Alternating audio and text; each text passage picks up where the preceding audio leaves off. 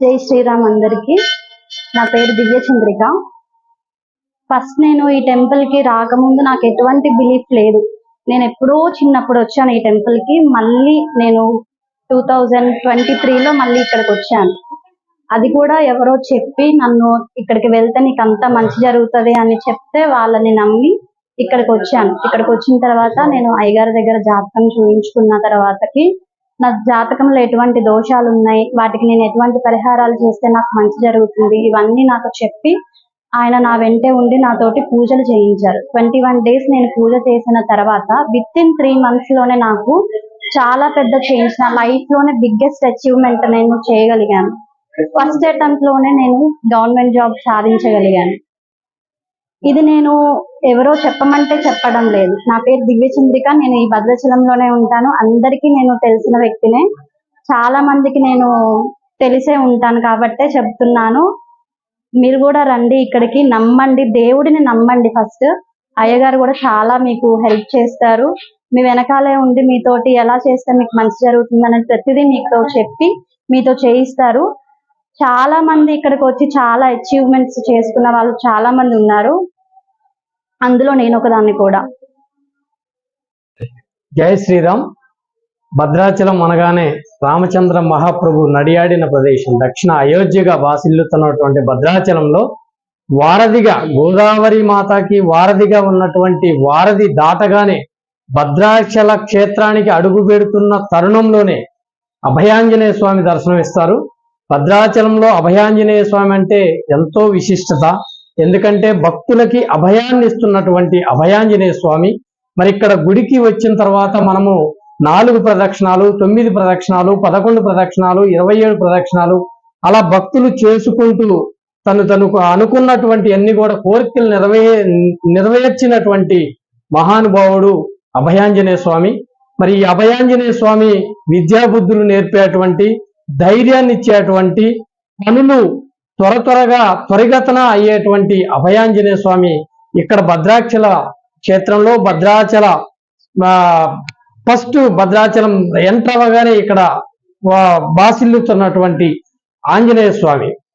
ఇక్కడ ఆంజనేయ స్వామికి వస్తూ ప్రదక్షిణ చేస్తూ ఆంజనేయం మహావీరం బ్రహ్మ విష్ణు శివాత్మకం తరుణార్క ప్రభుం శాంతం ఆంజనేయం నమామ్యహం అంటూ భక్తులు ఎంతో మంది, వేలాది మంది ఇక్కడ భక్తులు ఈ స్వామివారు అనుకున్నటువంటి, ఇప్పుడే వచ్చినటువంటి మా ప్రియ శిష్యురాలు కూడా గత సంవత్సరం క్రితం ఇక్కడ ఆంజనేయ స్వామిని మరి భక్తి ప్రవర్తనలతోని దర్శనం చేసుకున్న తర్వాత ఆమె అనుకున్నటువంటి ప్రకారంగా గవర్నమెంట్ ఉద్యోగాన్ని సాధించినటువంటి, ఇట్లాగా కోకొల్లలు మా బంధువులు, మిత్రులు, స్నేహితులు, హితులు అందరూ కూడా ఇక్కడికి వచ్చి ఆంజనేయ స్వామి కృపా కటాక్షానికి మరి అందరూ కూడా ఇది అయినటువంటి వ్యక్తులే.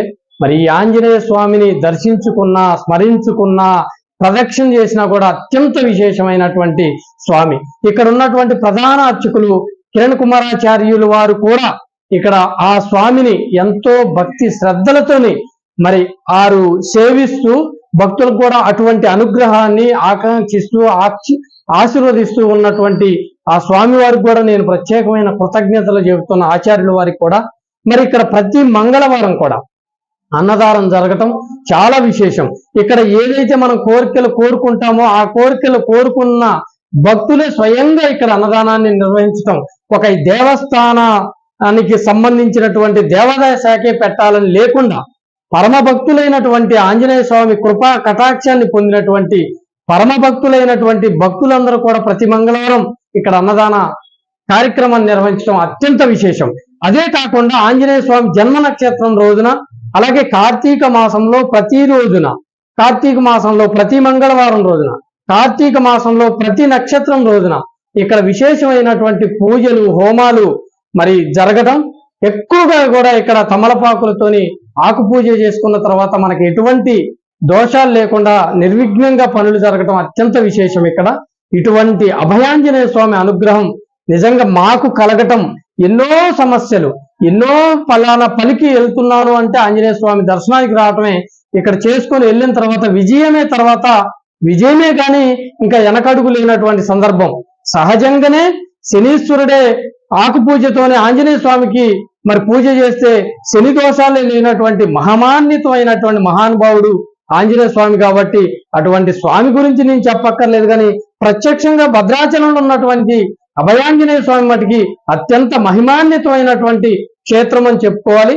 ఇక్కడ వేలాది మంది భక్తులు కూడా రావటం, అలాంటి మహత్యాన్ని చెప్పడం చాలా గర్వించదగ్గ విషయం. అలాగే రామదీక్ష, హనుమాన్ దీక్ష తీసుకున్నటువంటి వేలాది మంది తెలంగాణ, ఆంధ్ర వాసులు కూడా ఇక్కడికి వచ్చేసి భక్తులు మాల విరమణ చేసి ఒక 5 నుంచి 6 వేల మంది మాల విరమణ చేసిన సందర్భంలో అన్నదాన సందర్భం జరపడం అత్యంత విశేషం. ఇటువంటి ఎన్నో చెప్పుకుంటూ పోతే కోకొల్లగా ఉన్నాయి. కానీ ఆంజనేయ స్వామిని తలుసుకోవటం, ఆంజనేయ స్వామిని స్మరించుకోవటం మనోజవం మారుతతుల్య వేగం జితేంద్రియం బుద్ధిమతాం వరిష్టం వాతాత్మజం వానరాయుధ ముఖ్యం శ్రీరామదూతం శిరసా రమామి. బుద్ధిర్బలం యశోధైర్యం నిర్భయత్వం అరోగత అజాఢ్యం వాక్పటుత్వం చ హనుమస్మరణాత్ భవేత్. మహానుభావుడిని ఏ రకంగా మంత్రంతో చేసుకున్నా ఆయన మనం అనుగ్రహించేటువంటి అభయాంజనేయ స్వామికి నేను మరొక్కసారి స్వామివారికి నమస్కరిస్తూ, భక్తులందరూ చల్లగా ఉన్నారు కాబట్టి భక్తుల తరపున కూడా స్వామివారిని వేడుకుంటున్నాను. జై శ్రీరామ్.